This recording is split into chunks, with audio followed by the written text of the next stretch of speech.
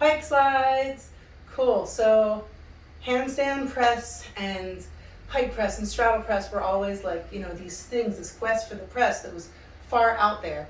And granted, strength has a little bit to do with it, but I think what's equally important is understanding body mechanics and really what you're trying to do with your body and what's working and what's doing the work, and then how to get there. And so these sock slides, especially the tuck slide and the pike slide, really are so close to what you need to be engaging and squeezing to find that lift off. Because ultimately, especially in this pike slide, what we're doing is we're sliding our feet towards our hands.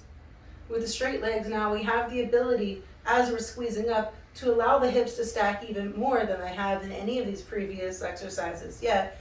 And so ultimately, if we have that strong foundation and we're grounded through our hands and extended through our arms, as we slide our toes towards our hands and our hips stack, we may be able to find that float right there. So it's so exciting to just have a drill that is so closely relatable and in touch to the skill that we're going for. And I really find it important too, because the more we can just connect with, that recognition that like, it's right there. I see the light at the end of the tunnel, I understand the process, and I just believe in the part of the journey that I'm on. And that's what's most important, because once you get your press, then there's going to be something else that you're going for. And so handstand is this long, long, long journey of just appreciation, really of showing up, because the more we show up, the more consistency we find. That's when the growth and the true body awareness and the ability to actually slow down time and see your body in space as if you were inside your body while it was moving is really possible. And equally, when we travel or, maybe we're busy with work or whatever we do and have time away from our practices, at least the consistency or the intensity,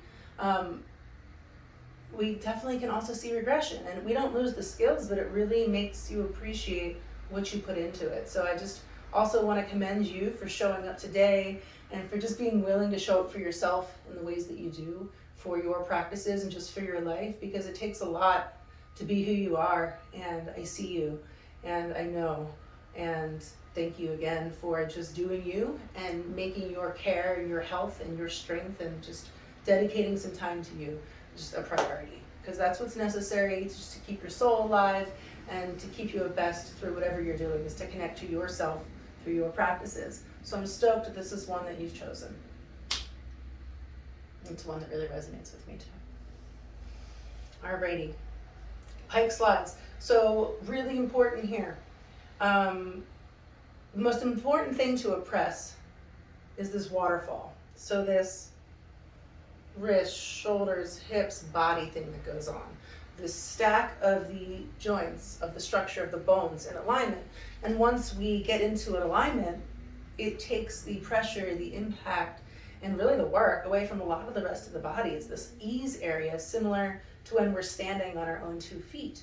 If we're trying to stand in chair pose or in this crazy position, I'm sure we can hold it for a minute or two, even warrior 2, but eventually, ouch, your body starts speaking to you, you feel the heat, really rising, and you notice that your muscles can't contract, or you at least feel like they can't stay in that position forever.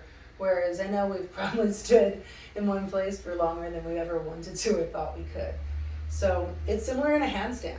Once you find that alignment, you will surprise yourself in how effortless it feels, into what that weightlessness really means, and into how you can keep it for longer and longer, where your breath comes into play, where your gaze comes into play, and just different drills that you can do to really allow yourself to sink into that. And it's just amazing how building endurance in a handstand can really become this tolerance thing. Just showing up consistently for your body, it grows, it builds. So I'm excited for you on this journey. So I really want to make sure that when we're sliding up in the pike, that we're not pulling the head forward in a plunge. So if you feel your chest coming through at all, just stop what you're doing, start over. I really want you to think about looking somewhere right here between your hands, and as your hips come up, almost as if you're about to dive into a pool, you're gonna tuck your chin, hips come up, boom. All right? And so it's this push into your feet, push into your hands, out through your back, hips come up, yada, boom, fly, float, handstand, stoke. All right, so let's do some pike slides. Hands to the floor. As always, find the pads, find the fingers, tips, squeeze them back towards each other. Find that floor lock. Rotate so your elbows are facing forward, lock out through your arms, extend through your shoulders. Find that length and expansion across your back, between the shoulder blades. And I will slide the feet back. Highly recommend being on the tops of your feet for this one. Squeeze your butt. Extend through the backs of your legs. Suck the pit of the belly up in towards your spine. Keep your gaze forward, long. Here we go, take a deep breath in. Pike slide, exhale, begin to press into the floor. Squeeze up through your belly as you squeeze your toes towards your hands. Keep sliding, keep lifting the hips above the shoulders. Maybe you come to a toe tap. Good job. All right, so once you reach the top, especially if you toe tap, you have this option to either slide back on the tops of your feet or to flip it back over, slide to the bottom, or ultimately to stand, to go through a vinyasa, which is something we're going to talk about a little bit later. All right, so right now we're just going to do a couple pikes. So once you come here, I like to switch it back. I find it just a little bit easier when my hands aren't elevated to slide on the tops of my toes, but to you. And so come back through the pike if that feels good.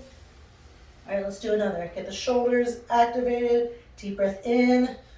Find your gaze. Exhale. Slide. Squeeze up through your belly. Lift through the hips. Gaze between your fingers. Awesome. This time I'll slide back on the tops of the feet. I actually like that too. It really depends on your toenails. Feel free to just keep switching back and forth. Inhale. Exhale. Squeeze. Hips come up, up, up.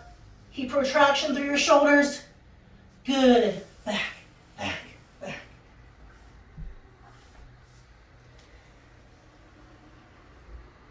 That one's a dizzy. Give it a try. And then once you find the proper mechanics, the proper pace, then maybe begin to figure out how many reps works for you. But I always recommend taking it slow, really being with your body, making sure you're showing up like you want to show up, and then that you're also showing up like you think you're showing up. And if not, that's why I love videos.